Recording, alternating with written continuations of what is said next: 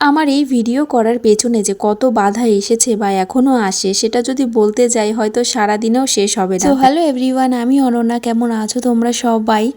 তো তোমাদেরকে ছোট মতন করে বলি, আমি একটা ফোন কিনেছিলাম অনেক শখ করে, যে ভিডিও করব সে কারণে একটা ফোন কেনা হয়েছিল। বরের কাছে অনেক আমদার করে ফোনটা নিয়েছিলাম। তো ফোনটা আমি 1 মাসও ব্যবহার করতে পারিনি, ওই 22-23 দিনের মতো ব্যবহার করেছিলাম। তারপরেই ফোনটা জলে পড়ে ফোনটা নষ্ট হয়ে গেছিলো। তো তারপরে অনেক দিন ওরকম ফোন ছিল না কাছে। তারপরে বর আরেকটা ফোন কিনে দেয়, সেই ফোনটাও 3-4 মাস পরে সেটাও যায় চুরি হয়ে। তো সেই ফোনটা আবার সেই থানায় কেস করা হয়।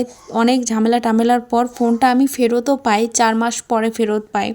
তো মানে একটার পর একটা ঝামেলা। আর ইউটিউবে আমার একটা চ্যানেল ছিল আগে, তো ওটা ছিল অনন্যাস ব্লগ। তো ওই চ্যানেলে প্রায় 1000-এর কাছাকাছি হয়ে গেছিলো সাবস্ক্রাইবার। আর হচ্ছে তোমার ওয়াচ টাইমও প্রায় 3000-এর মতো হয়ে গেছিলো। ওই টাইম আমার ফোনটা চুরি হয়ে যায়। তারপরে অনেক ভেঙে পড়েছিলাম, ভেবেছিলাম যে এত কষ্ট করলাম একটা চ্যানেলের পেছনে, তারপরে এরকমটা হলো, আর কোনোদিন ভিডিওই করবো না এরকমটা ভেবেছিলাম। তারপরে যখন ফোনটা ফেরত পাই তখন অন্যের ভিডিও যখন দেখতাম তখন আর ভালো লাগতো না, তখন মনে হয় না আবার নতুন করে সবটা শুরু করি।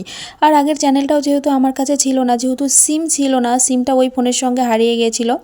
তো যাই হোক, সে কারণে আর নতুন করে আবার নতুন একটা চ্যানেল খুলি। তারপর ফেসবুকে এই প্রোফাইলে আর কি কিছু ভিডিও আমি তোমাদের সাথে শেয়ার করি, এই আর কি। তারপরে এমনি অনেক বাধা এসেছে বা এখনও আসে, অনেকের কথা শুনতে হয়। যেহেতু সোশ্যাল মিডিয়ায় কাজ করতে গেলে আমি অনেকের মুখেই শুনি যে কথা শুনতেই হয়। এটা হয়তো আমার সামনে কেউ বলে না, কিন্তু পেছনে তো অনেকেই বলে, তাই না? আর অত যদি ভাবতে চাই তাহলে জীবনে আর এগোনো যাবে না।